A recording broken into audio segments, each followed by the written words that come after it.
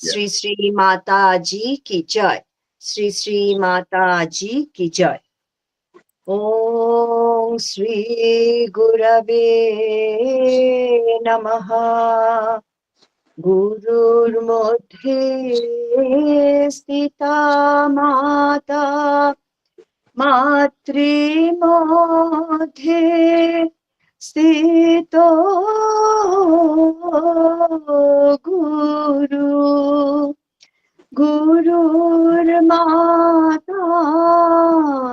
नमस्ते तु मातृगुरु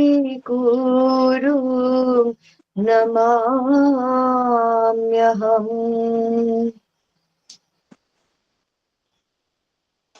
या देवी ब्रह्मरूपिणी या वन्दिता शिवादिभिः शोभामाता सा जननी मात्रे गुरु प्रकीर्तिता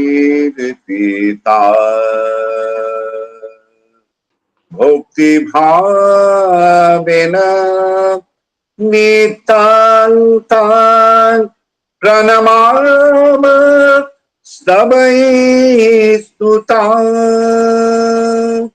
वन्दामहे वायो महो वन्दामहे वायो महो शिष्यो श्रुति ভক্ত বৃন্দা।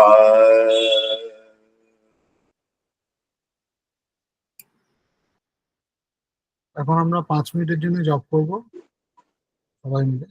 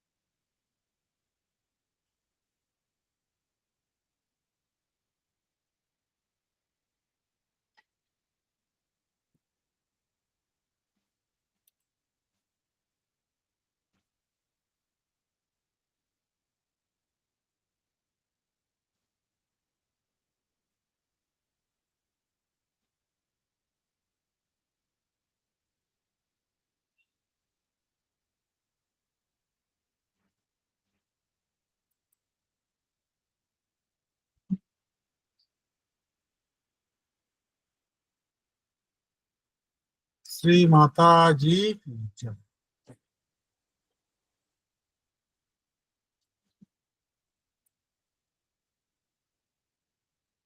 বানানিদি শুরু করবে, সোনা নেই। একই হ্যাঁ, সোনা একটা মেসেজ পাঠিয়েছে, শরীর খারাপ, ও সোনা আসছে না, জয়েন করতে পারছে না। বানানিদি শুরু করো।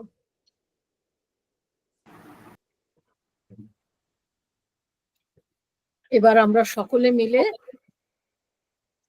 আমাদের শ্রী গুরু শ্রী শ্রী মায়ের চরণে ও আমাদের শ্রী গুরু পরম্পরার উদ্দেশ্যে সমবেত প্রার্থনা জানাই।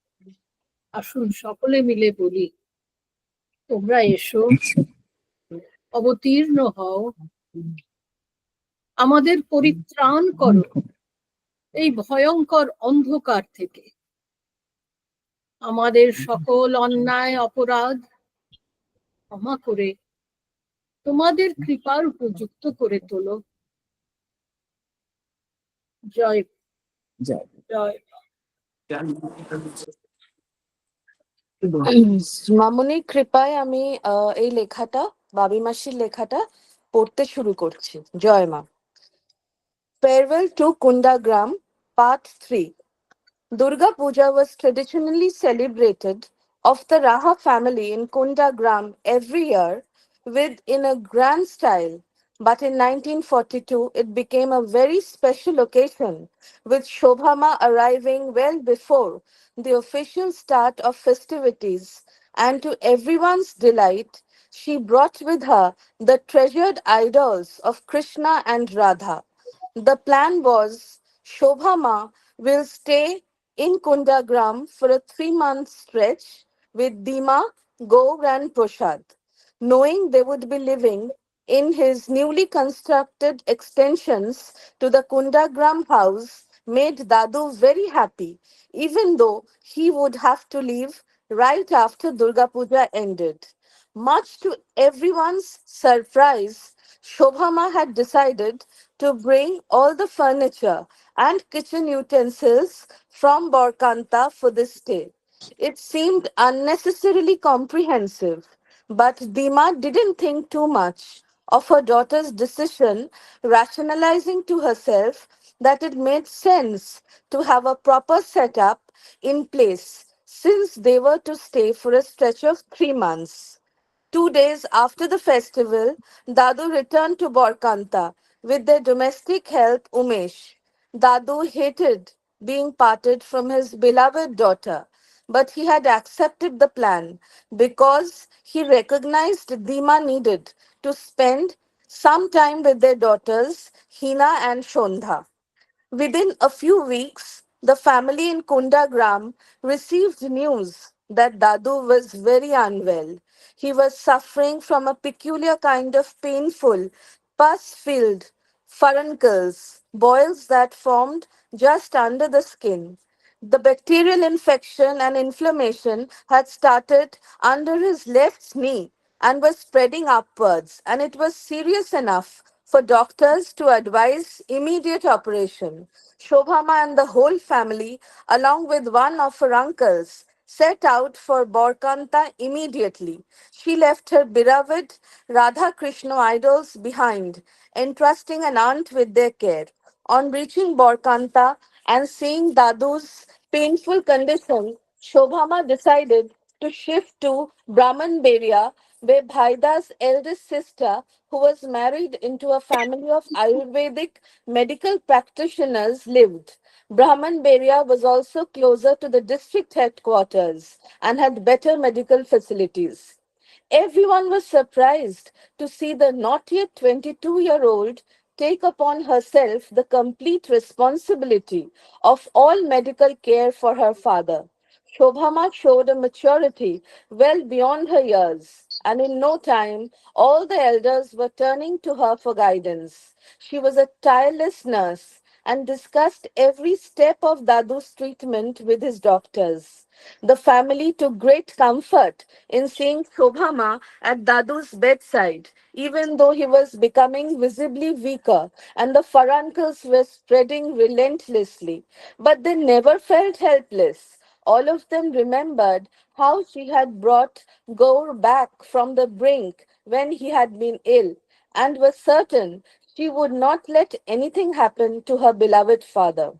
When the doctor said there was no alternative to surgery, Shobhama accepted their plan of treatment. Dima's elder brother, who was the state civil surgeon of Assam, reached Brahmanberia to guide the doctors during the operation. However, the surgery was not successful. The infection had spread all across the left side of Dadu's body, and after the surgery, gangrene started to set in. Bedridden and in severe pain, Dadu could not even turn to his left side. The slightest pressure would lead to unbearable pain and bleeding. He became more and more frail. Soon he could hardly speak. Even when he tried to talk, his voice was so faint that one would have to put an ear near his lips to catch what he was saying. Yet everyone held on to the hope that he would be healed because Shobhama was at his side. But it must be pointed out that she herself didn't hold out any indication that Dadu would get better. At one point, when she sent telegrams to her brothers Shotu in Calcutta and Shobuj in Moimonshingho, telling them to come to Brahmanberia urgently because Dadu's condition was serious, they immediately came, but both were confident father would be cured by Shobhama's divine powers.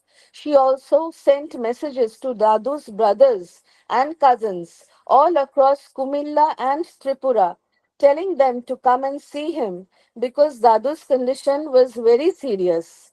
Everyone came to Brahmanberia, but all were certain they were going to witness a miracle that would bring Dadu back to health.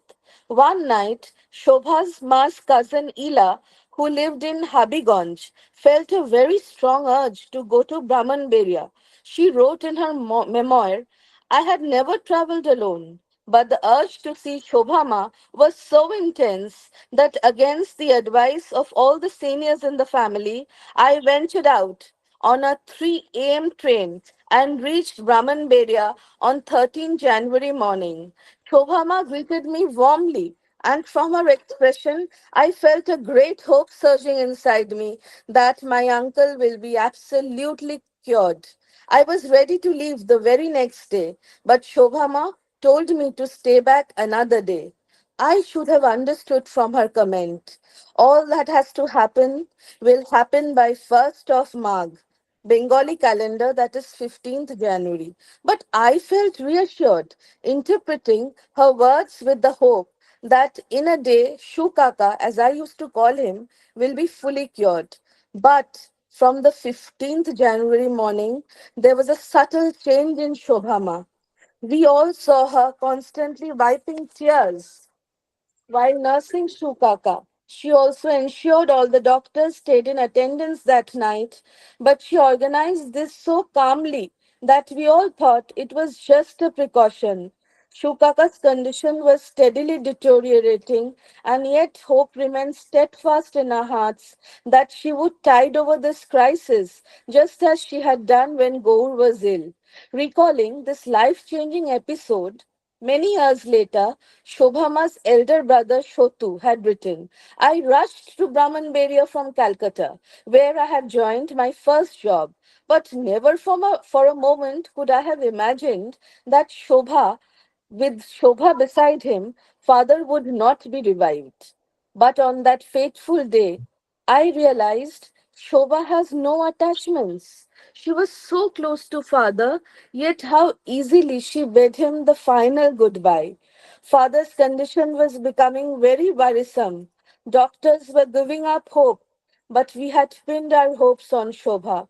When it was past midnight, she called us to father's room. We saw slowly a soft blue light beginning to illuminate the room, and the entire atmosphere started to get surreal. As the blue light became stronger, father, who could barely utter a few words, began chanting his mantra clearly, and I stood up, amazed at the sonorous vibrations of this chanting, which could even be heard outside the room. He then began to look for Shobhama. She went and stood next to his bed on the left side. Father, who could not be able to turn to the left due to pain and gangrene, easily turned to face her and said, "Come nearer me." She sat on the bed and held him gently in her arms. Father then said, "Ma, one day you had told me you would reveal your true self. I think the time has finally arrived. Show me your true self, who you are in reality." Shobha simply said, "See." Father said, "Yes, I can see." Shobha asked, "What do you see?" Father said, "I can see you and Guruji are one. You and Babaji Maharaj, and he is you. And everything is merging into Thakurji, Sri Krishna." As I listened to this exchange, heard his strong and clear voice, I was convinced Father is now fully healed. But his next sentence conveyed an ominous meaning to the word healing. He said, "Ma, give me permission to leave. I have no more attraction for anything worldly. I want to go." Someone brought down the picture of Shantudasji hanging on the wall and held it before Father. He smiled and said, "I don't need any picture. I see him in front of me." As I stood rooted at the foot of the bed, unable to say a word or understand that the implication of that moment of destiny, I saw Mother come forward, carrying our youngest brother Proshad, a 2.5-year-old child in her arms. Tears flowing down her cheek, she asked, "Who will take care of us?" Father smiled and said, "Ma will be with you. She will take care of everything. Have no fear or worry. She is Guruji." Shobha asked, "Do you want to speak to Dada?" Father looked at me and smiled. I repeated my mother's plea, asking him on whom he had entrusted the responsibilities that come from being the head of the family. Father said to me, "Guruji, as Shobhama is with you, you will be cared for and protected. There is no difference between them." I kept thinking that if Father is speaking so naturally with his voice clear and completely in his sense, surely he can be revived now. I turned to the civil surgeon who had operated upon him, and just as I was going to ask the doctors to make another attempt at treating him, Father seemed to read my thoughts. "Shotu, don't attempt to bring in any doctor now," he said sternly. I looked around. The civil surgeon said in a low voice, "Please understand, I have no medical advice to offer." I turned to my uncle, who was also a civil surgeon, to see if he could help, but he too was standing like a silent spectator. Years later, whenever we spoke about father's death, he used to tell me he had seen many deaths, but never one so beautiful, so strangely divine.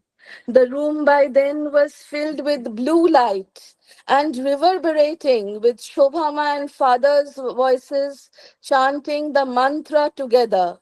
The whole atmosphere in the room was unforgettable, and even 50 years later, it's beyond words. Suddenly, I heard my father saying, "Ma, don't make me wait any longer. I need to go." Shobha replied, "Yes, father, you can go now." This exchange between them was repeated 3 times.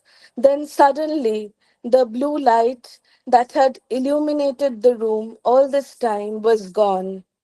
In the soft light of the lantern, we saw Shobha stand up and move away from the bed.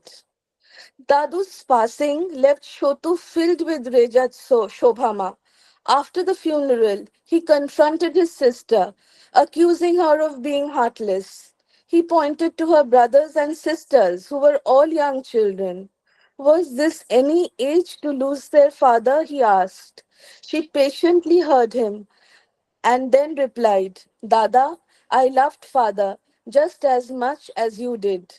Everyone knew I was his favorite child. But how could I be selfish? You don't know this, but I know. He has gone to a place of eternal bliss where the attachments of this life don't matter anymore. Why should I, for my selfish desires, hold him back? When you wanted to go to Calcutta, did father stop you? Because he did miss seeing you every morning? He knew Calcutta would be good for you and he allowed you to leave. I know you miss him with a painful intensity, and I assure you that when you really need him, you will feel his presence in your life. I also promise you that I will be by your side till our family is settled. The the other person who bitterly castigated Shobhama was Dima, asking repeatedly why she had not given some sort of warning that the ending was coming so soon for Dadu.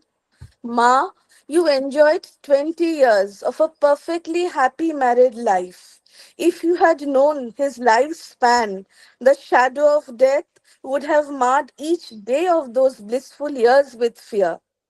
Shobhama told her mother very gently, while coming from Borkanta this time, if I had given you the slightest hint that Baba will not survive, do you think you could have nursed him with such dedication and taken such good care of him till the very end? Lurking under Dima's grief was also a fear that Dadu's passing would mean losing that part of Shobhama that was still her daughter. Dima had been convinced for many years that her daughter would renounce family life at the first opportunity. In their Borkanta home, she had heard many times Shobhama talk with Dadu about setting up an ashram in Varanasi. Every time the subject was raised, Dadu would tell her to think about leaving home only after his death. Now that he was gone, Bhima worried she would not be able to hold her daughter back. But Shobhama calmed her fears by taking over all responsibilities of the family. One day, she told Dima, if you are worried about the future of your children, I promise you, I will take care of everything. I will not leave home until Dada is married. Joy Ma.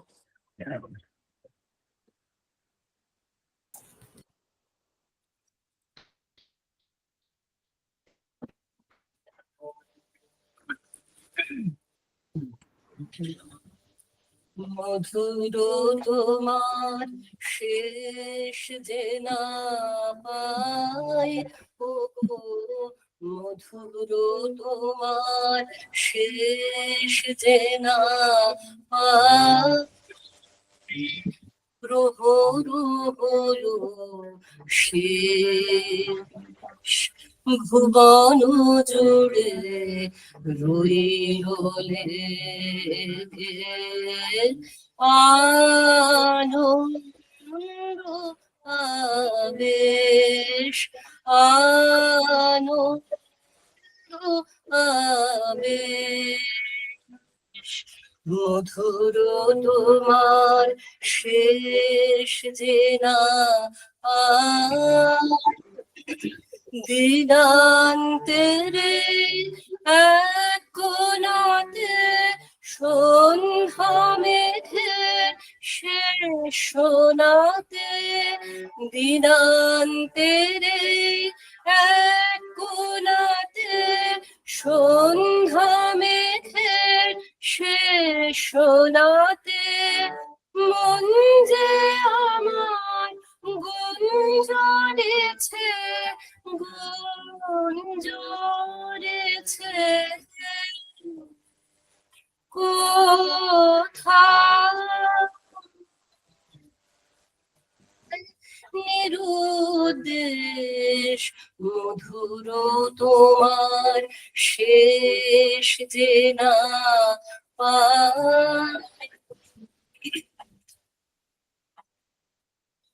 সায়ন্তনের ক্লান্ত ফুলের গন্ধ হাওয়ার পরে অঙ্গবিহীন আলিঙ্গনে সকল অঙ্গ ভরে সায়ন্তনের ক্লান্ত ফুলের গন্ধ হওয়ার পরে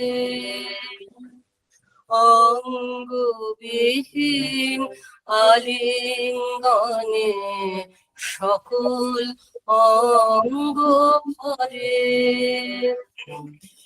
এই গোধূলির ধূসরিময় শ্যামল ধরার সেময় সেময় এই গোধূলির ধূসরিময় শ্যামল ধরার সেময় সেময় শুনি বনে বনান্তরে বনান্তরে আসে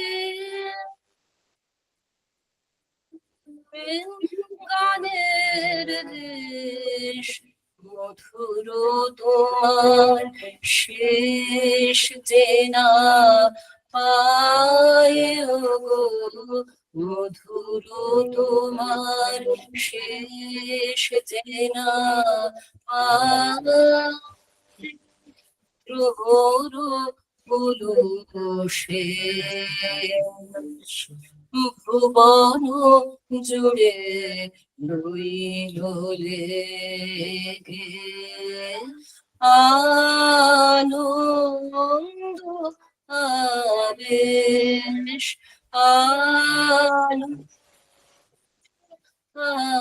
আবেশ মধুর তোমার শেষ চেনা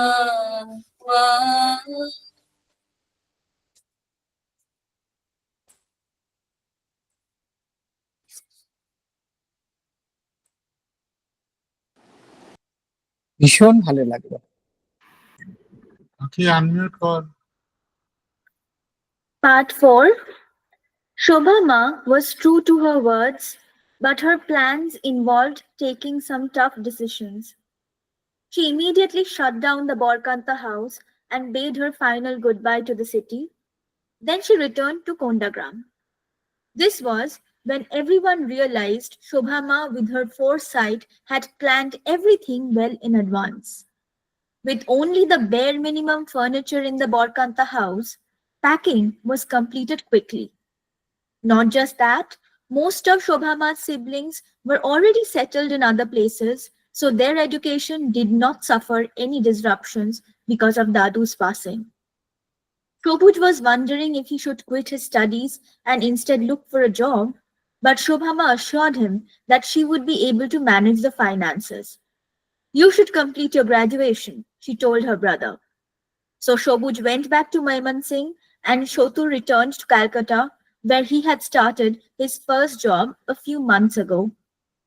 With the benefit of hindsight, it was obvious that Shobha Ma had made this difficult transition as smooth as possible for her family. The grief of losing Dadu could not be lessened, but the loss could have shattered their equilibrium if Shobha Ma had not quietly organized their family matters ahead of time. While sifting through the pages of Dadu's diaries, in which he used to meticulously chronicle almost every day of Shobha Ma's life from 1925 to 1940, I was surprised to find the entries becoming somewhat irregular and shorter after 1940. Dadu had started writing the diary to maintain a medical record of his daughter to help the doctors find a cure for her recurring ill health. That changed once he realized what he was seeing in Shobha Ma was something unusual, and from then onwards, his diaries became a unique chronicle because they're from the perspective of someone who had unfettered access to Shobha Ma. Dadu's notebooks remain a precious documentation of Shobhama's evolution from a savant to a guru. However, after 1940, when Shobhama began to travel frequently, Dadu was not so regular with his entries.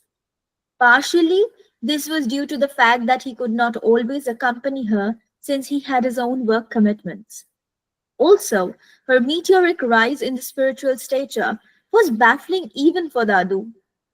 Perhaps that was the reason for gaps creeping in the documentation. Even when Shobhama was in Borkanta or Kondagram, there are infrequent entries in the diary. The other person who had closely followed the changes in Shobhama in these early years was Bhaida, but around 1940, he had to pay attention to a project that became his lifelong mission, editorial responsibility of Sudarshan, a monthly magazine on Hindu scriptures and religious doctrines. So, from this phase in Shobhama's life, we have no systematic chronicled information, but have to depend upon memoirs of devotees who, while being close to Shobhama, did not share a relationship that could be compared to what Dadu and Shobhama had shared. One such person was her cousin Ila, who lived in Hobiganj but frequently paid short visits to Kondagram. It is from her memoirs that we get to know that immediately after Dadu's death, Shobhama returned to the ancestral home in Kondagram and settled into living in a joint family. Dima too gradually adjusted to her new circumstances. Attuned to what Dima needed to come to a grip over her tragic situation, Shobhama placed upon her the additional responsibility of looking into the younger siblings' education, including getting Gaur ready for school. She herself stopped traveling and took charge of the household. Relatives were surprised to see how competently she handled everything. In the 2 years they spent in Kondagram after Dadu's death, Shobhama's health did not become a cause for concern even once. A couple of times, she showed up in Calcutta to surprise her brother Shotu, much to his delight. Shotu was very conscious that on his young shoulders rests the responsibility of the role of head of the family, but to know Shobhama was by his side was a source of great confidence. While he grappled with the loss of his father, who had been an important anchor for the family, Shotu slowly learned to make himself responsible enough to take up Dadu's mantle. Those were also turbulent years for the city of Calcutta. In December 1942, the city was already struggling with food shortages when it was struck by a series of aerial raids carried out by the Imperial Japanese Air Force, which was attempting to destroy Howrah Bridge to put the British forces at a disadvantage. A year later, a second set of aerial attacks destroyed considerable parts of the port in Calcutta. In 1943, since Durga Puja could not be held in Kondagram as the Raha family was in its period of mourning, Shobhama decided it was a good time to visit Calcutta with Dima and her siblings. At Durga Shankar Babu's home, Durga Puja was held as usual, and Shobhama came forward to personally supervise all the rituals. Those were the times when food shortage was slowly rearing its ugly head in Calcutta. But Shobhama surprised everyone by suggesting to Durga Shankar Babu he should organize a lunch on Navami afternoon after the puja rituals were complete and feed the destitute and needy. There were no formal invitations or any announcements about the lunch, but news of the free meal spread by word of mouth, and a huge number of people began to gather, expecting to get a proper meal. As the streams of hungry men, women, and children began to line up outside the house, cooks in charge of the kitchen were very worried. There was definitely not enough food to feed so many people. As he saw the long line of people standing outside his house, Durga Shankar Babu worried that a food riot may break out. But as had happened many times in the past, Shobhama ensured whatever was cooked was just enough. She personally served everyone, and not one person was left unfed.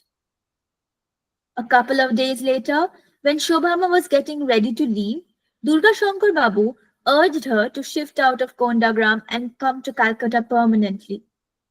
He pointed out this would also be financially easier for Shotu, who at the time was the sole bread earner for the family. Shobhama laughed out loud at Durga Shankar Babu's suggestion and said, Calcutta. But the city and its roads will soon be strewn with dead bodies. There will be people crying out for food everywhere. Surprised and disturbed by the image her words evoked, Shotu, who was present during the conversation, asked, Dead bodies on the streets of Calcutta? Where are you seeing such gruesome sights? They will be everywhere, even on the streets of Chowringhee. There will be a food crisis. We are better off staying where we are, replied Shobhama. Dead bodies in Chowringhee? Shotu was aghast. That was impossible to imagine because it was the city's central business district. Shobhama said, yes, even in Chowringhee. For all his devotion to Shobhama, this image of widespread deprivation was difficult for Durga Shankar Babu to take seriously. Will we survive? He asked in a light-hearted tone. Shobhama replied in complete seriousness. With the grace of Babaji Maharaj, you will survive, but it will not be easy, she told him. Durga Shankar Babu laughed, as did others in the room. No one believed such a horrible fate could befall Calcutta, a jewel in the British Empire. Once again, Shobhama proved to be right. The infamous Bengal famine brought Calcutta to its knees. Starvation scarred the city as desperate dying men, women, and children came in from the devastated countryside and begged for food. Their emaciated faces and weak-voiced pleas for help, calling out for anything that could be spared, even the leftover water from cooked rice, fan in Bengali, would haunt those who survived that terrible time. Dead bodies began to pile up on the streets of Calcutta, and even privileged neighborhoods like Chowringhee and New Alipur were not spared. The stench of death filled the air. In faraway Kondagram, these torments steered clear of the Raha family. Shobhama stayed in Kondagram until the end of 1944. During this period, Shobuj completed his graduation and began preparation for the competitive examination to join the Bengal State Administration Service. Hena passed her matriculation and was ready for college. Shondha finished middle school and Gaur was eager to start school. At this juncture, Shobhama said she wanted to move the family to Calcutta. Everyone was surprised.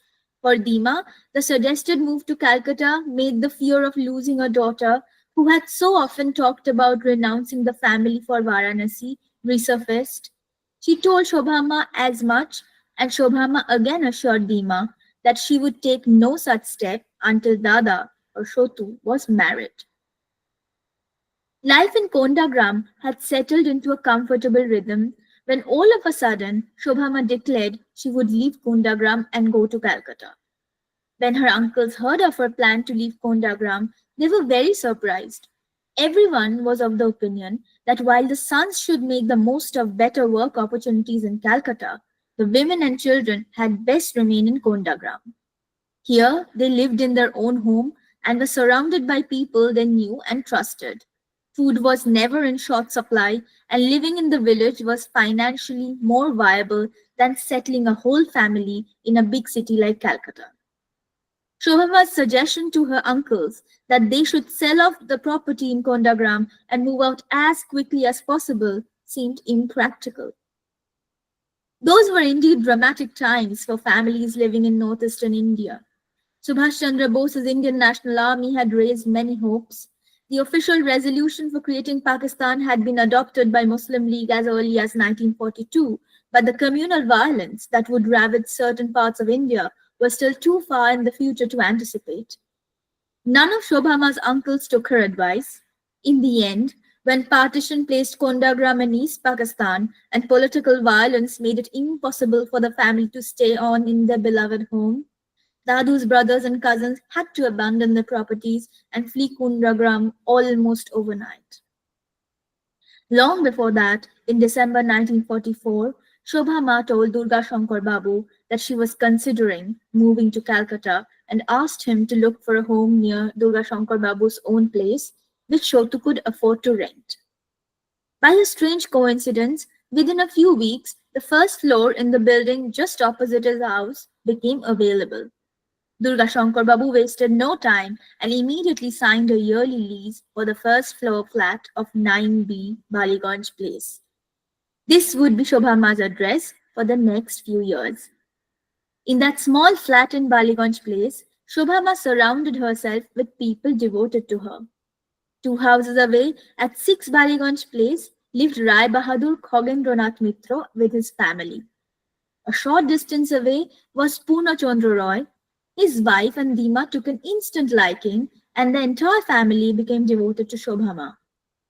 Shobhama had confided in Shunitidi and Beena that in an earlier birth, Dima and Purna Chandra Roy's wife were sisters.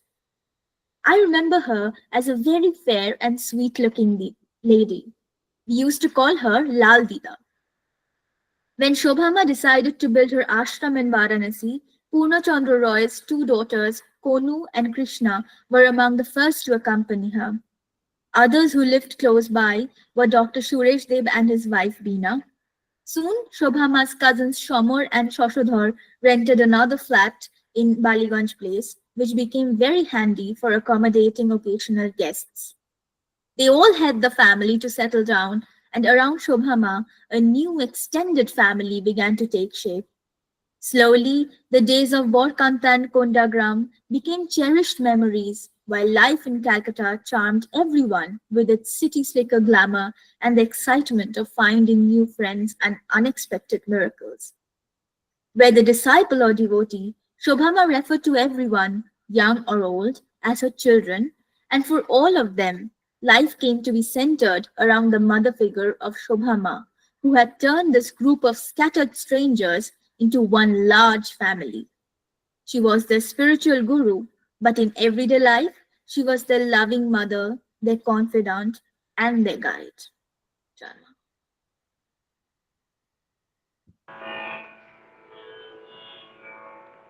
আমারে তুমি অশেষ করেছো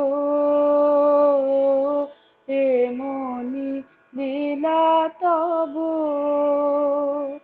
ফুরায়ে ফেলে আবার ভরেছো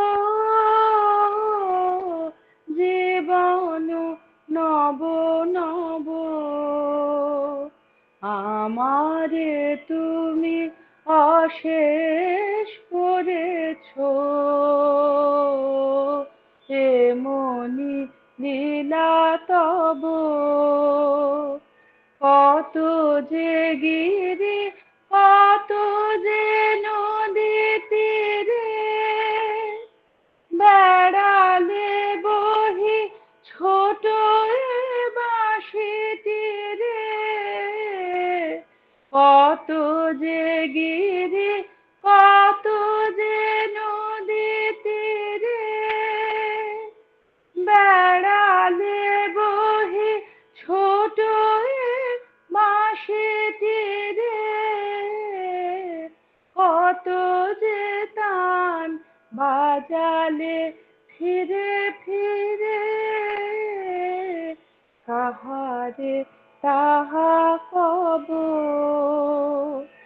আমারে তুমি অশেষ করেছো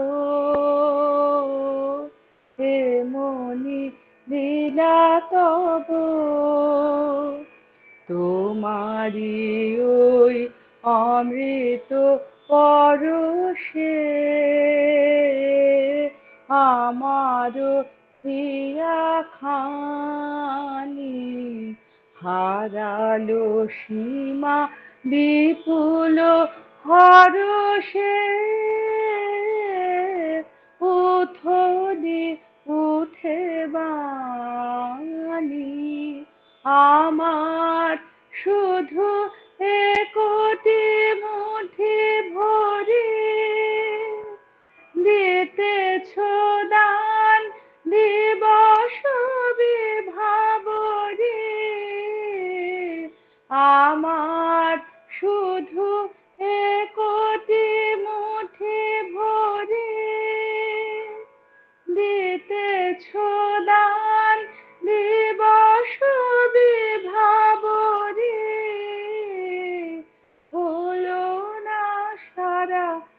কত না যুগ ধরে কেবলি আমি লব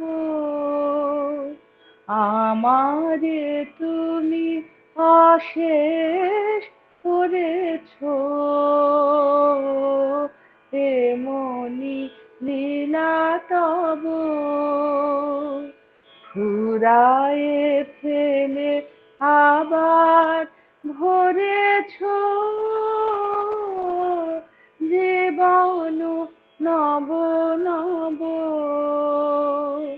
আমারে তুমি অশেষ করেছ এমনি লীলা তব। জয় মা।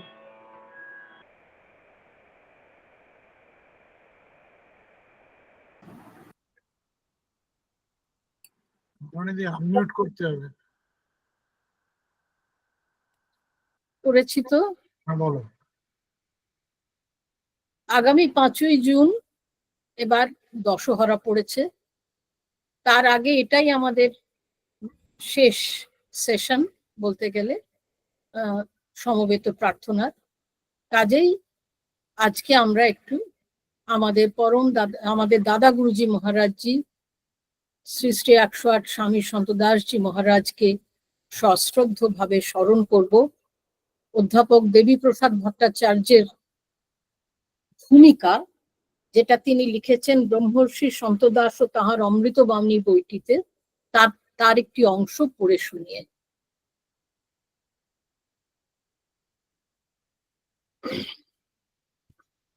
শ্রী শ্রী রামদাস কাঠিয়া বাবাজি মহারাজের জীবনচরিত গ্রন্থে সন্ত দাসজি মহারাজ দেখিয়েছেন তার ব্রহ্মর্ষি প্রতিম গুরুদেব কিভাবে নিজেকে সম্পূর্ণ প্রচ্ছন্ন করে রাখতে। দীক্ষার পূর্বে দীর্ঘদিন তার নিবিড় সান্নিধ্য লাভ করেও তারাকিশোর চৌধুরীর মতো কুশাগ্র ধী পুরুষও বিভ্রান্ত হয়েছিলেন। কাঠিয়া বাবাজি মহারাজকে সাধারণ মূর্খ বিষয়ী গ্রাম্য বৃদ্ধ বলেই সাব্যস্ত করেছিলেন।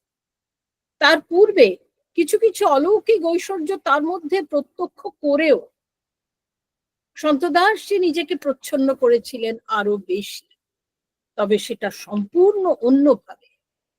কিভাবে সেটা বলছি। কাঠিয়া বাবাজি মহারাজ নিজেকে গোপন করেছিলেন মূর্খবৎ বালকবৎ হয়ে। সন্ত দাসজি নিজেকে আবৃত করেছিলেন পাণ্ডিত্য ও ক্ষুরধার বুদ্ধি দিয়ে। কথাটা হঠাৎ শুনলে হয়তো মনে হবে হেঁয়ালি, তাই কিঞ্চিত ব্যাখ্যা প্রয়োজন। কথাটা হচ্ছে এই, পাণ্ডিত্য এবং শাস্ত্রজ্ঞান, যুক্তি এবং তীক্ষ্ণ বুদ্ধি মূর্খতা ও বালকোচিত আচরণের মতোই কিংবা আরো বেশি আত্মজ্ঞ পুরুষের স্বরূপকে আচ্ছন্ন করে রাখে প্রাকৃত দৃষ্টিতে। কারণ সাধারণ লোকের কাছে আধ্যাত্মিক উৎকর্ষের প্রধান, হয়তো একমাত্র মানদণ্ড অলৌকিকত্ব। আরো বস্তুটা মূর্খতার মধ্যে যদিও বা কিঞ্চিত বর্তমান থাকে, বুদ্ধিদীপ্ত পাণ্ডিত্যের মধ্যে একেবারেই নেই। কোন পুরুষের কথাবার্তা ও আচরণ যদি অনায়াসেই বোধগম্য হয়, তাহলে আমাদের রহস্য অনুভূতি যথেষ্ট পরিমাণে ঘনীভূত হয় না। আর রহস্যই যদি না থাকলো, তাহলে আর মহাপুরুষত্ব কিসের? মুশকিল হয়েছে এই, সন্ত দাসজি যদি কখনো ভুলেও একবার বলতেন যে ব্রহ্মতত্ত্ব বিষয়ে তিনি যা বলেছেন সেসব তত্ত্ব তিনি সাক্ষাৎ প্রত্যক্ষ করে বলেছেন, তাহলেও কিছুটা চমৎকৃত হওয়া যেত। দুর্ভাগ্যের বিষয়, তিনিও ধার দিয়েই যেতেন না। কথায় কথায় বলতেন, শাস্ত্রে এই আছে, ঋষিরাই বলে গেছেন। এইরূপ পুরুষকে শাস্ত্রবিদ বলে, পণ্ডিত বলে সম্মান করা যায়, অবতার বা মহাপুরুষ বলে উচ্ছ্বসিত হয়ে ওঠা অসম্ভব। আরো একটা কথা, কাঠিয়া বাবাজি মহারাজ নিজেকে প্রচ্ছন্ন করে রেখেছিলেন, এ কথা যেমন সত্য, তেমনি এ কথাও সত্য যে কোনো কোনো বিশেষ কৃপাভাজন শিষ্যের কাছে কখনো কখনো কিছু কিছু অলৌকিক যোগৈশ্বর্য প্রকাশ করেছিলেন। তার জীবন চরিতে এইরকম বহু আশ্চর্য ঘটনার উল্লেখ আছে এবং এমন অনেক ঘটনাও ছিল যা এতই অবিশ্বাস্য যে তারাকিশোর তা প্রকাশ করেননি। এদিক থেকে শিষ্য ছিলেন গুরুর সম্পূর্ণ বিপরীত। ব্রহ্মবিদ পুরুষের অপরিসীম শক্তিমত্তার কথা গুরু শিষ্য সংবাদ পুস্তকটিতে বারবার তিনি বলেছেন। এমনকি ব্রহ্মজ্ঞান লাভের পূর্বেও সাধকের কি বিস্ময়কর যোগ বিভূতির প্রকাশ হতে পারে তার একাধিক দৃষ্টান্ত দিয়েছে।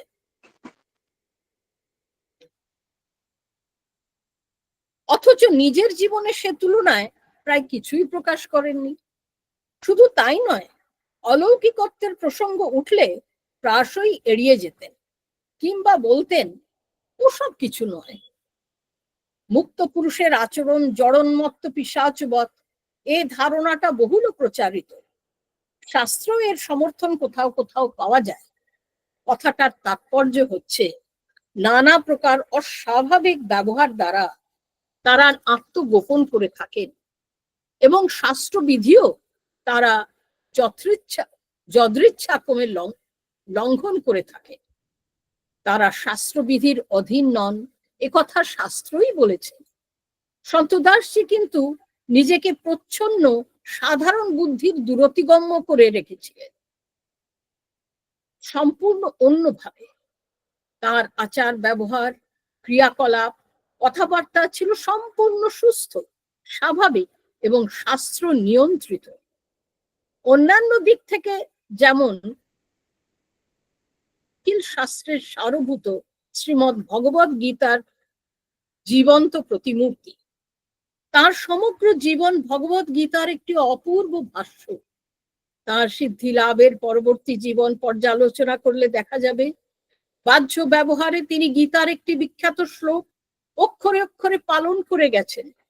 শ্লোকটি হলো না বুদ্ধি ভেদং জনেদ জ্ঞানাং কর্ম সঙ্গিনাম যোজয়েত সর্বকর্মাণি বিদ্বান যুক্ত সমাচরণ।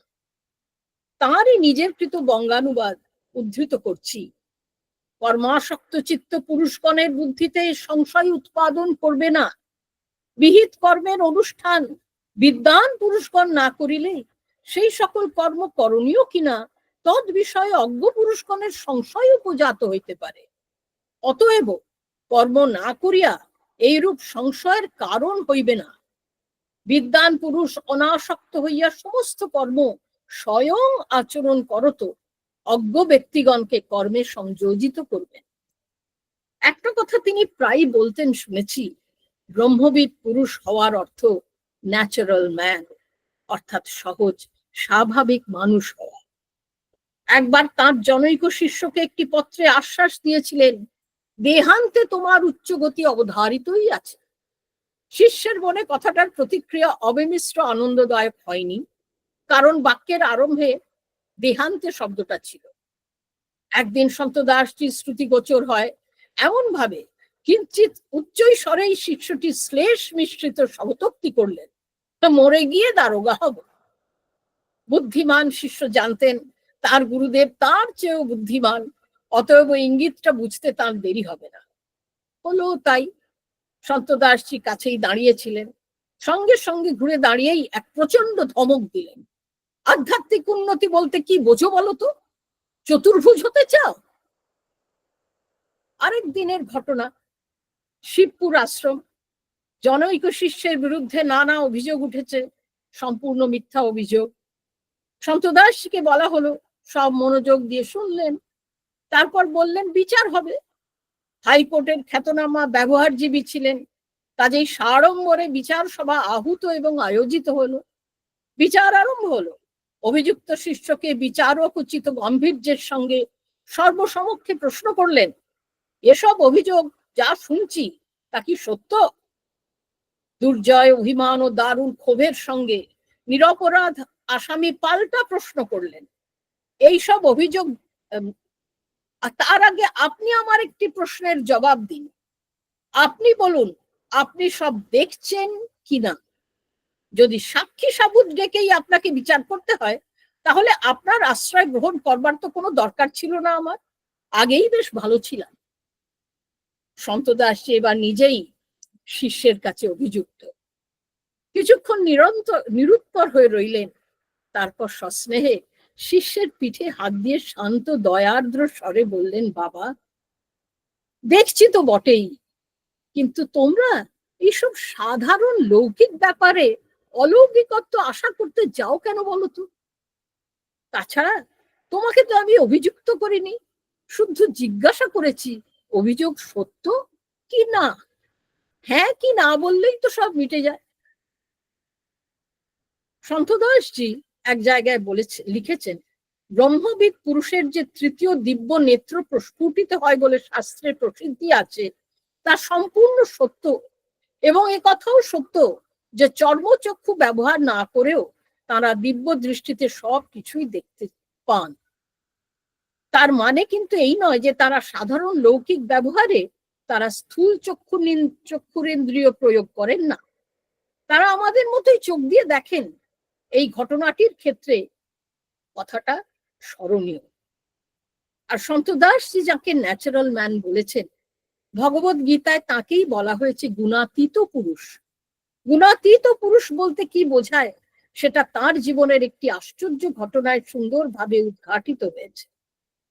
ঘটনাটি সন্তদাসজি মহারাজের জন্ম শতবার্ষিকী উপলক্ষে সুদর্শন পত্রিকায় প্রকাশিত একটি চমৎকার প্রবন্ধে বর্ণিত হয়েছে। লেখিকা শ্রীযুক্তা গঙ্গা দেবী সন্তদাসজির কন্যা প্রতিম বিদুষী শিষ্যা। ঘটনাটি সংক্ষেপে এই: একদিন রাত্রে শিবপুর আশ্রমে লেখিকা অনবধানতাবশত বারান্দায় আলোটি নিভিয়ে দিতে ভুলে যান। সন্তদাসজি সেটা লক্ষ্য করলেন। তারপর গঙ্গা দেবীকে দেখেই রুদ্রমূর্তি ধারণ করে ক্রুদ্ধ কণ্ঠে কঠোর ভাষায় তিরস্কার করতে লাগলেন। শেষে বললেন, সামনে থেকে সরে যেতে, কারণ মুখ থেকে ফস করে কিছু বেরিয়ে গেলে একেবারে সর্বনাশ হয়ে যাবে। গঙ্গা দেবী তো স্তম্ভিত। এই তুচ্ছ অপরাধের প্রতিক্রিয়া যে এমন ভয়ানক হতে পারে, স্বভাবতই এটা তার ধারণাতীত। দারুণ দুঃখ হলো, সেই সঙ্গে দুর্জয় অভিমান। উদ্গত অশ্রু সম্বরণ করে নীরবে অন্য ঘরে চলে গেলেন। বুক ফেটে কান্না এলো। কিছুক্ষণ পরে সন্তদাসজি তাকে ডেকে পাঠালেন। কাছে এসে বসতেই রুদ্ধ অশ্রু উদ্বেল হয়ে উঠল। সন্তদাসজি শুয়েছিলেন। ধীরে ধীরে পরম শান্ত স্নিগ্ধ স্বরে বলতে লাগলেন, দুর্বল শরীর পেয়ে তমগুণ মস্তিষ্ককে আক্রমণ করেছিল, তাইতে ক্রোধ হলো। তা আমার তো কিছুই নিরোধ করার দরকার হয় না, আমি তো কেবল দ্রষ্টার মতো দেখে যাই। সন্তদাস স্বামী কোন স্তরের পুরুষ ছিলেন তার কিছুটা আভাস পাওয়া যাবে এই একটি ঘটনায়। আর ওই আশ্চর্য কথাগুলি স্মরণ করিয়ে দেয় গীতার বর্ণিত গুণাতীত পুরুষের লক্ষণ। প্রকাশঞ্চ প্রবৃত্তিঞ্চ মোহমেব চ পাণ্ডব না দ্বেষ্টি সংপ্রবৃত্তানি না নিবৃত্তানি কাঙ্ক্ষতে। অর্থাৎ গুণাতীত পুরুষের মধ্যে শুধু সত্ত্বগুণ প্রকাশ নয়, রজগুণ অর্থাৎ প্রবৃত্তি ও তমগুণ অর্থাৎ মোহ সমভাবে বিদ্যমান। কিন্তু তিনি নির্লিপ্ত দ্রষ্টা মাত্র, উদাসীন বদাসীন। উদাসীনের মতো সব দেখে যান মাত্র। তার কাছে তমগুণ ও ব্রহ্মশক্তিরই লীলা। তিনি আর দেশ করবেন কাকে, নিরোধী বা করতে যাবেন কেন? গুণাশ্রয় ব্রহ্ম তার কাছে সর্বদা সর্বত্র প্রকাশমান। তিনি কাকেই বা হেয় বলে প্রত্যাখ্যান করবেন, কাকেই বা অপাদেয় বলে গ্রহণ করবেন? তার কাছে তো কেবল গুণাত্মক বলে কিছুই নেই, সবই ব্রহ্মাত্মক।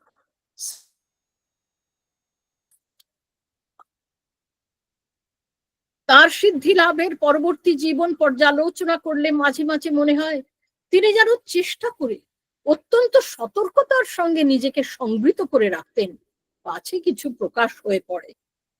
একবার কোনো অসতর্ক মুহূর্তে এ কথাটা হঠাৎ প্রকাশ করে ফেলেছিলেন। আজ তিনি যখন স্থূল দেহে নেই, কথাটা বলতে বাধা নেই। ব্যাপারটা ঘটেছিল ব্রাহ্মণবাড়িয়ায়। লোকে লোকারণ্য। সন্তদাসজি দাঁড়িয়ে আছেন দর্শনাভিলাষী অগণিত নরনারীর অবিশ্রান্ত জনস্রোতের দিকে তাকিয়ে হঠাৎ কিছুটা যেন উদাস আত্মগত ভাবে বলে উঠলেন, কিছুই তো প্রকাশ পেল না, প্রকাশ পেলে ছিঁড়ে খেত। তার গুরুদেবও ঠিক এই কথাই বলেছিলেন শ্রীযুক্ত অভয় নারায়ণ রায়কে, এমনই ঈষৎ বিষণ্ণ উদাস ভাবে। কেন যে প্রকাশ করেননি তার একটা প্রধান কারণ নিজের জীবনের অভিজ্ঞতা দিয়ে বুঝেছিলেন, যথার্থ বিশ্বাস ঐশ্বর্য দর্শন করলেই হয় না। একবার দীক্ষা গ্রহণের কয়েক বৎসর পর আধ্যাত্মিক উন্নতি এবং গুরুর প্রতি বিশ্বাস আশানুরূপ হচ্ছে না জেনে দেখে জনৈক শিষ্য নৈরাশ্য ভারাক্রান্ত এক দীর্ঘ পত্র লেখেন। চিঠির উত্তর এলো, পত্রপাঠ চলে এলো। শিষ্য যখন এসে উপস্থিত হলেন 300 মাইল দূর থেকে, বললেন পা টিপতে। পাদসংবাহনরত দুরাগত শিষ্য ক্রমশ অধৈর্য হয়ে পড়ছেন। গুরুদেব মূল ব্যাপারটার বিষয়ে কোনো উচ্চবাচ্যই করছেন না, চুপচাপ শুয়ে আছেন। কিছুক্ষণ পরে ধীরে ধীরে বলতে লাগলেন তার নিজের জীবনের একটা ঘটনা। এটা ঘটেছিল তার দীক্ষা গ্রহণের বহু বৎসর পরে, যার মধ্যে তার যোগীশ্বর গুরুদেবের অলৌকিক যোগ বিভূতি নানা অত্যাশ্চর্য অবিশ্বাস্য ঘটনায় প্রত্যক্ষ করে স্তম্ভিত হয়েছে। একদিন বৃন্দাবনে গুরুদেবের কাছে বসে আছেন, মন অত্যন্ত বিষণ্ণ, কথাটা কি করে বলবেন তাই ভাবছেন, আর থাকতে পারলেন না। বললেন, আমার মনে হচ্ছে অন্য গুরু বরণ করতে হবে। কণ্ঠস্বরে গভীর নৈরাশ্য। কাছেই বসেছিলেন এক পশ্চিম দেশীয় সাধুগুরু ভাই, তিনি বাংলা জানতেন না, তাই গুরুদেবকে প্রশ্ন করলেন, বাবুজি ক্যা বল রহে হ্যাঁ? উত্তরে কাঠিয়া বাবাজি মহারাজ যেন কিছুই হয়নি এমন ভাবে বললেন, ও বাবু কো বুখার হুয়া ইসলিয়ে গড়বড় বলতে হ্যাঁ। কথাটা বলতে বলতে সত্যদাসজির কণ্ঠস্বর গাঢ় হয়ে এলো। একটু থেমে বললেন, পাছে ওই গুরু ভাই কথাটা জানলে আমার প্রতি অশ্রদ্ধা আসে, সেজন্য বাবাজি মহারাজ সত্যটা সম্পূর্ণ গোপন করে গেলেন। বলতে বলতে চোখ মুখ আরো রক্তিম হয়ে উঠল। ঘটনাটি বলার অভিপ্রায় হলো, ঐশ্বর্য দেখলেও অনেক সময় বিশ্বাস হয় না, আবার না দেখেও হতে পারে। এটা সম্পূর্ণ নির্ভর করে চিত্তের নির্মলতার উপর। একটি পত্রে ক্রমটি এইভাবে বর্ণনা করেছেন, চিত্ত শান্ত হলে অনুভূতি হয়, আর এই অনুভূতি থেকেই আসে বিশ্বাস। যোগৈশ্বর্য প্রদর্শন যে বিশ্বাস উৎপাদনের প্রকৃষ্ট পন্থা নয়, বিশ্বাস বস্তুটা যে বাহ্য প্রমাণ নিরপেক্ষ এবং চিত্তের অবস্থার উপর সম্পূর্ণ নির্ভরশীল, এই কথাটা তার পরবর্তী আচার্য শ্রী শ্রী ধনঞ্জয় দাসজি মহারাজকে উদ্দেশ্য করে লেখা একটি পত্রে অত্যন্ত স্পষ্ট করে বলেছেন। কেবল সিদ্ধাই দেখাইয়া যে বিশ্বাস জন্মানো, তাহাতে নিজের বিশেষ অনিষ্ট হয়, এই জন্য ঋষিগণ তাহা নিষেধ করিয়াছেন।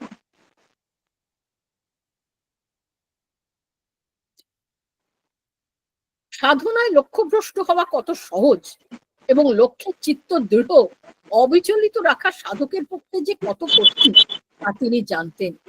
তাই ভজনশীল শিষ্যদের মধ্যে জ্যোতি দর্শন, অনাহত ধ্বনি শ্রবণ ইত্যাদির বিবরণ পড়ে পত্রোত্তরে এসব একদিকে যেমন যথার্থ এবং শুভসূচক বলে উল্লেখ করেছেন, আরেকদিকে তেমনি বিশেষ গুরুত্বও দেননি। বলেছেন এসব বাইরের জিনিস, এসব নিয়ে বেশি মাথা না ঘামানোই ভালো।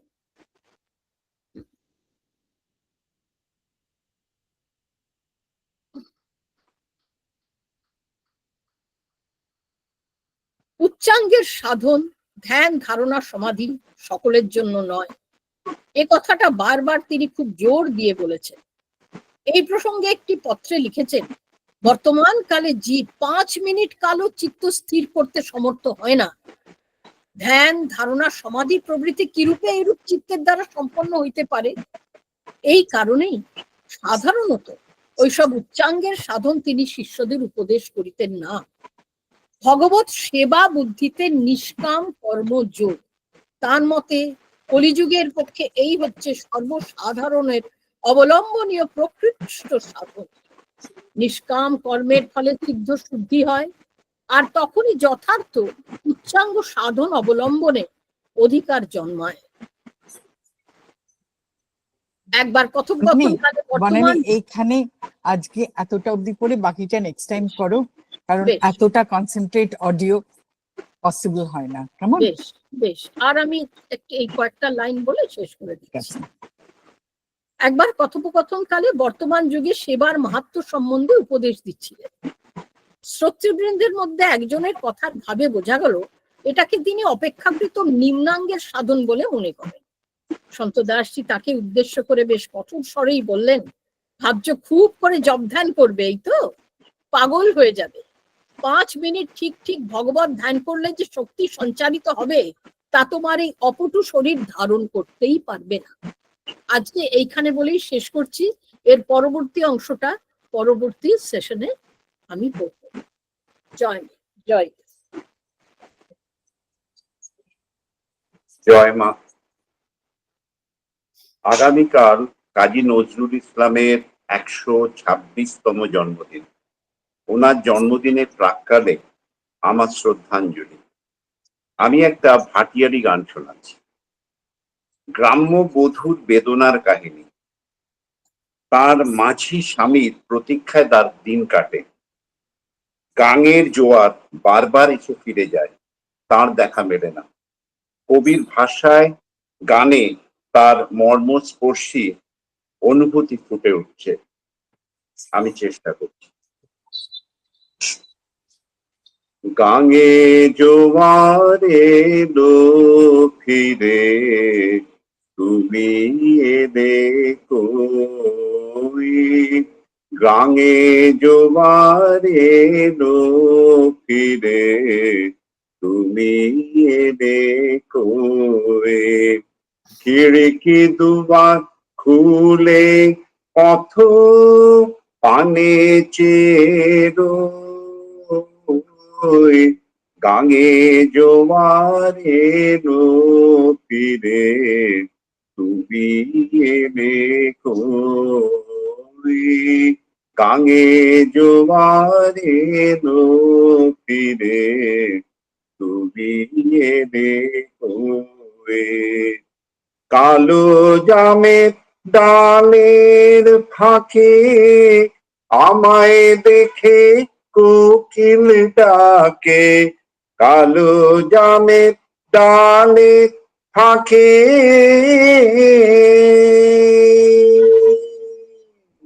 কালো জামের ডালের ফাঁকে আমায় দেখে কোকিল ডাকে।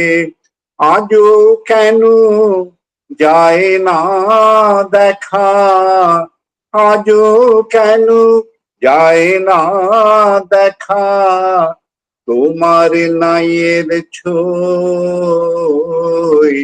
গাঙে জোয়ারে লো ফিরে, তুমি এলে কই?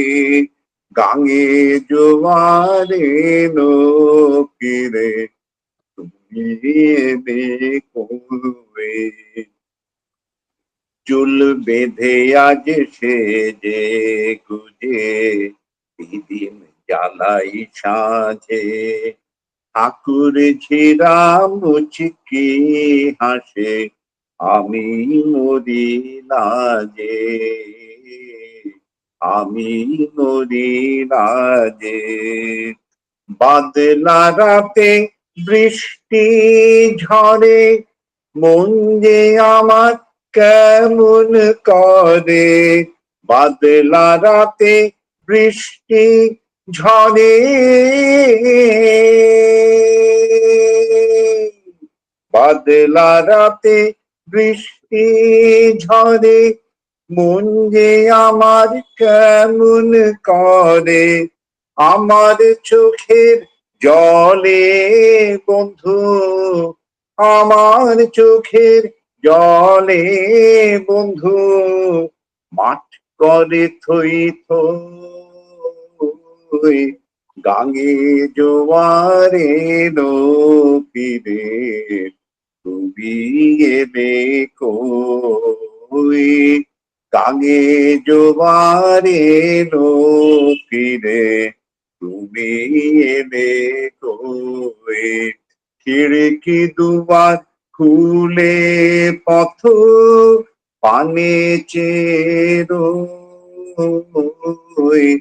গাঙে জোবারে ফিরে তুমি এলে কই গাঙে জোয়ারে ফিরে তুমি এলে কই।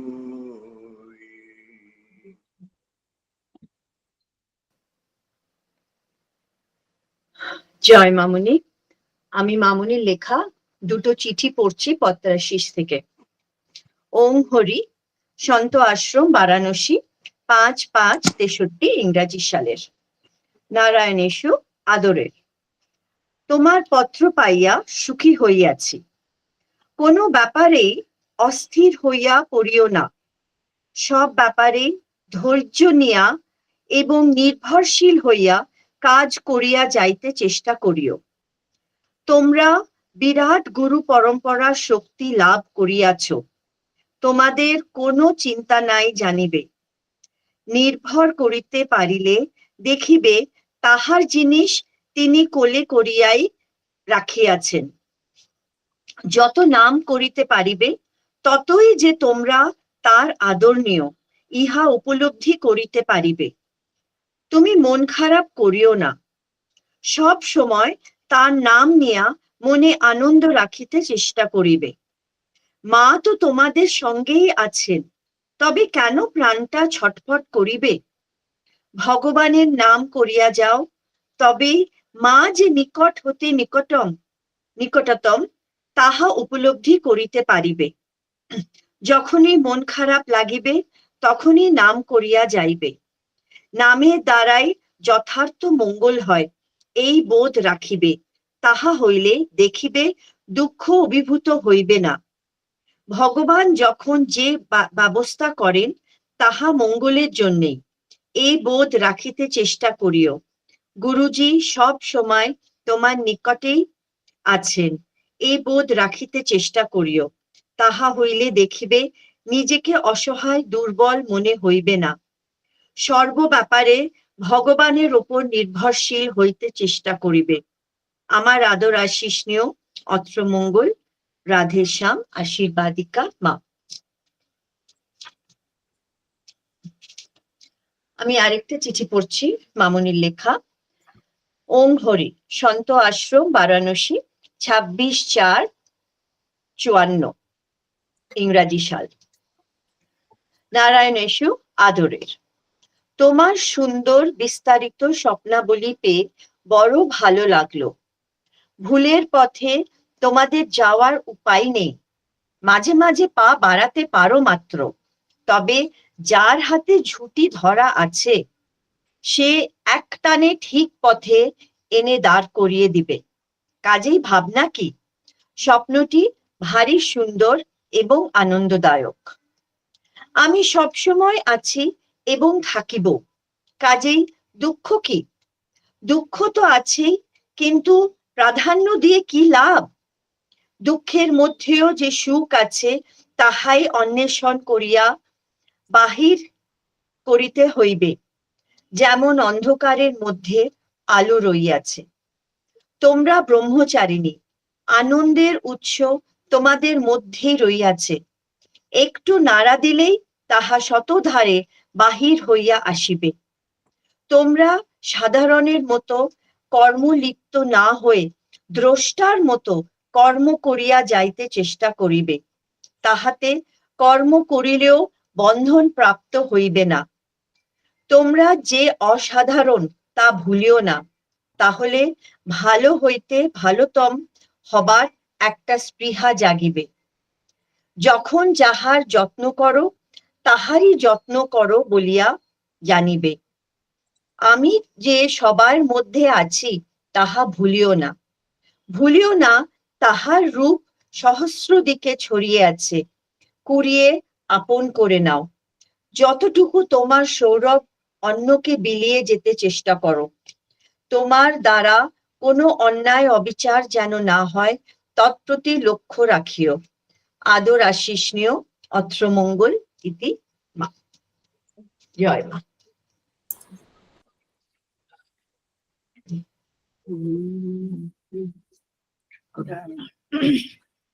হরিহরায় নম, কৃষ্ণ যাদবায় নম, হরিহরায় নম, কৃষ্ণ যাদবায় নম, যাদবায় মাধবায় কেশবায় নম, গোপাল গোবিন্দ রাম শ্রী মধুসূদন, গিরিধারী গোপীনাথ মদন মোহন, জয় হংস ভগবান সনকাদি ভগবান, জয় নারদ ভগবান নিম্বার্ক ভগবান, জয় দ্বাদশ আচার্য ভট্ট অষ্টাদশ, জয় দশম দেবাচার্য দাস একাদশ, শ্রী সন্ত দাসজির করি চরণ বন্দন, যাহা হইতে বিঘ্ন নাশ অভীষ্ট পুরাণে, গুরু পরম্পরা যার মোরা তার দাস, তার সবার পদ রেণু মোর পঞ্চগ্রাস, তাদের চরণ সেবী ভক্ত সঙ্গে বাস, জনমে জনমে হয় এই অভিলাষ, নিম্বার্ক সম্প্রদায় যাবে ব্রজে কোলের বাস, রাধা কৃষ্ণ নিত্য লীলা করিলেন প্রকাশ, ব্রজে রাধা কৃষ্ণ নিত্য লীলা করিলেন প্রকাশ, আনন্দে বলো হরি ভজ বৃন্দাবন, মনের আনন্দে বলো হরি ভজ বৃন্দাবন, শ্রী গুরু বৈষ্ণব পদে বজায় আমন, শ্রী গুরু বৈষ্ণব পদ পদ্ম করিয়াস, নাম সংকীর্তন করেন শ্রীমায়ের দাস, নাম সংকীর্তন করেন শ্রীমায়ের দাস, নাম সংকীর্তন করেন শ্রীমায়ের দাস। হরে কৃষ্ণ কৃষ্ণ কৃষ্ণ হরে হরে, হরে রাম রাম রাম হরে হরে, হরে কৃষ্ণ কৃষ্ণ কৃষ্ণ হরে হরে, হরে রাম রাম রাম হরে হরে, হরে কৃষ্ণ কৃষ্ণ কৃষ্ণ হরে হরে, হরে রাম রাম রাম হরে হরে, হরে কৃষ্ণ কৃষ্ণ কৃষ্ণ হরে হরে, হরে রাম রাম রাম হরে হরে, হরে কৃষ্ণ কৃষ্ণ কৃষ্ণ হরে হরে, হরে রাম রাম রাম হরে হরে, হরে কৃষ্ণ কৃষ্ণ কৃষ্ণ হরে হরে, হরে রাম রাম রাম হরে হরে।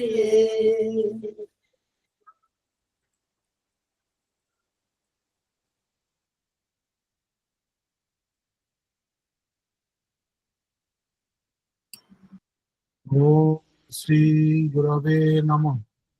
ওম শ্রী শ্রী গুরু পরম্পরায় নমঃ।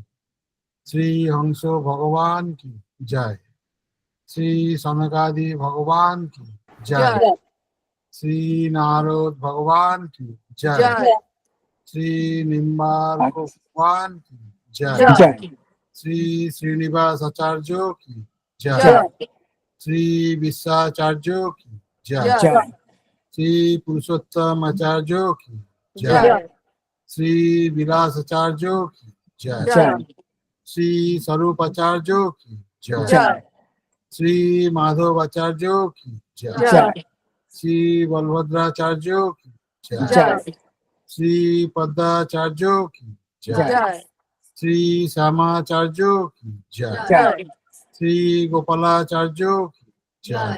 জয় শ্রী কৃপাচার্য কি জয়। জয় শ্রী দেবাচার্য কি জয়। জয় শ্রী সুন্দর ভট্টাচার্য কি জয়। জয় শ্রী পদ্মনাভ ভট্টাচার্য কি জয়। জয় শ্রী উপেন্দ্র ভট্টাচার্য কি জয়। জয় শ্রী রামচন্দ্র ভট্টাচার্য কি জয়। জয় শ্রী বামন ভট্টাচার্য কি জয়। জয় শ্রী কৃষ্ণ ভট্টাচার্য কি জয়। জয় শ্রী পদাকর ভট্টাচার্য কি জয়। জয় শ্রী শ্রবণ ভট্টাচার্য কি জয়। জয় শ্রী ভূরি ভট্টাচার্য কি জয়। জয় শ্রী মাধব ভট্টাচার্য কি জয়। জয় শ্রী শ্যাম ভট্টাচার্য কি জয়। জয় শ্রী গোপাল ভট্টাচার্য কি জয়। জয় শ্রী বলভদ্র ভট্টাচার্য কি জয়। জয় শ্রী গোপীনাথ ভট্টাচার্য কি জয়। জয় শ্রী কেশব ভট্টাচার্য কি জয়। জয় শ্রী গাঙ্গল জয়। ভট্টাচার্য কি জয়। জয় জয় শ্রী কেশব কাশ্মীরি ভট্টাচার্য জয়।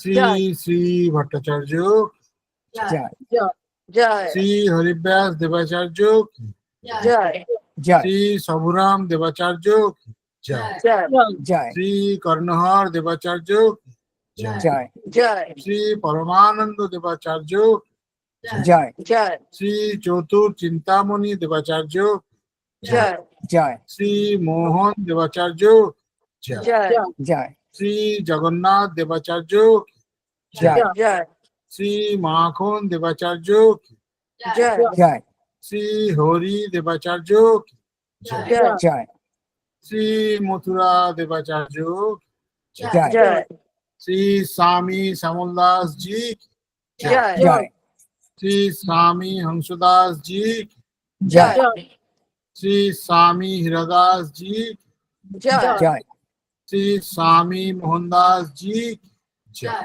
জয় শ্রী স্বামী নैनादास जी की जय। জয় श्री स्वामी इंद्रदास जी की जय। জয় श्री स्वामी बजरंग दास जी की जय।